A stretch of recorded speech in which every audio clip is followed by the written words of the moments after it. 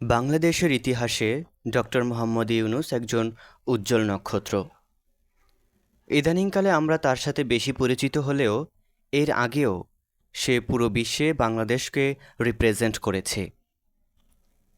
এজন্য আমরা বাঙালি হিসেবে তার প্রতি অশেষ কৃতজ্ঞ থাকব। আজকে আমরা ডক্টর ইউনূস সম্পর্কিত কিছু গুরুত্বপূর্ণ তথ্য জেনে নেব। ডক্টর মোহাম্মদ ইউনূস একজন বাংলাদেশি সামাজিক উদ্যোক্তা, সমাজসেবক ও নোবেল পুরস্কার বিজয়ী। ইউনূস 1940 সালের 28 জুন চট্টগ্রামের হাটহাজারী উপজেলার শিকারপুর ইউনিয়নের বাথুয়া গ্রামে একটি বাঙালি মুসলিম পরিবারে জন্মগ্রহণ করেন। তার পিতা দুলা মিয়া সওদাগর, তার মাতার নাম সুফিয়া খাতুন। তিনি 9 ভাই বোনের মধ্যে তৃতীয়। ইউনূস চট্টগ্রাম কলেজের স্কুল থেকে ম্যাট্রিকুলেশন পরীক্ষায় উত্তীর্ণ হন এবং তৎকালীন পূর্ব পাকিস্তানের 39,000 ছাত্রের মধ্যে 16তম স্থান অধিকার করেন। 1957 সালে তিনি ঢাকা বিশ্ববিদ্যালয়ের অর্থনীতি বিভাগে ভর্তি হন এবং 1960 সালে বিএ এবং 1961 সালে এমএ সম্পন্ন করেন। 1965 সালে তিনি মার্কিন যুক্তরাষ্ট্রে পড়াশোনার জন্য ফুল ব্রাইট স্কলারশিপ লাভ করেন। 1971 সালে ভ্যান্ডারবিল্ট বিশ্ববিদ্যালয়ের graduate programme in economic development থেকে অর্থনীতিতে পিএইচডি ডিগ্রি অর্জন করেন তিনি। 1969 থেকে 1972 সাল পর্যন্ত ইউনূস মার্ফিসবোরোতে মিডল টেনেসি স্টেট ইউনিভার্সিটিতে অর্থনীতির সহকারী অধ্যাপক ছিলেন। পরবর্তীতে চট্টগ্রাম বিশ্ববিদ্যালয়ে অর্থনীতি বিভাগে সহযোগী অধ্যাপক হিসেবে যোগ দেন এবং বিভাগের প্রধান হিসেবে দায়িত্ব পালন করেন। 1975 সালে তিনি অধ্যাপক পদে উন্নীত হন এবং 1989 সাল পর্যন্ত এ পদে কর্মরত ছিলেন। তিনি স্কটল্যান্ডের গ্লাসগো ক্যালেডোনিয়ান বিশ্ববিদ্যালয়ের চ্যান্সেলর হিসেবে দায়িত্ব পালন করেন। এছাড়াও বিভিন্ন বিশ্ববিদ্যালয়ের উপাচার্যের দায়িত্ব পালন করেন, যা দক্ষিণ এশীয়দের মধ্যে সর্বোচ্চ। বর্তমানে তিনি বাংলাদেশ সরকারের প্রধান উপদেষ্টা হিসেবে দায়িত্ব পালন করছেন। ডক্টর মোহাম্মদ ইউনূস আরেকটি কারণে বিখ্যাত হয়ে আছেন, সেটি হচ্ছে গ্রামীণ ব্যাংক প্রকল্প।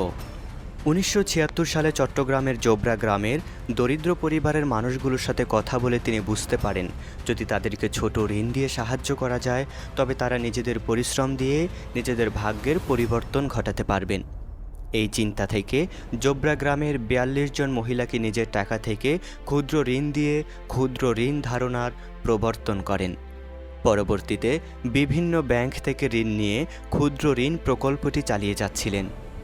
1983 সালের 2 অক্টোবর এই প্রকল্পটি গ্রামীণ ব্যাংক নামে যাত্রা শুরু করে। 1978 সাল থেকে 2021 সাল পর্যন্ত ডক্টর ইউনূস জাতীয় ও আন্তর্জাতিক সহ প্রায় 145টি পুরস্কার অর্জন করেছেন। এছাড়াও সারা পৃথিবীর 71টি বিশ্ববিদ্যালয় তাকে সম্মানসূচক ডক্টরেট ডিগ্রি প্রদান করেছে। ডক্টর মোহাম্মদ ইউনূসের অর্জনকৃত অসংখ্য পুরস্কারের মধ্যে আমরা উল্লেখযোগ্য কিছু পুরস্কার দেখে নেব।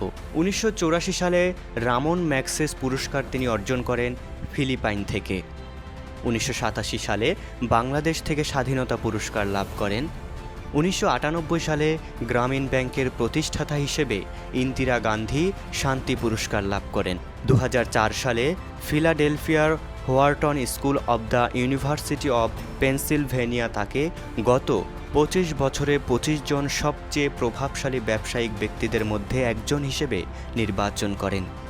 2006 সালে তার অর্থনৈতিক কাজের জন্য নোবেল শান্তি পুরস্কার লাভ করেন। 2006 সালে টাইম ম্যাগাজিন তাকে শীর্ষ 12 জন ব্যবসায়িক নেতার মধ্যে স্থান দেয়, তাকে এশিয়ার 60 বছরের নায়কদের মধ্যেও অন্তর্ভুক্ত করে।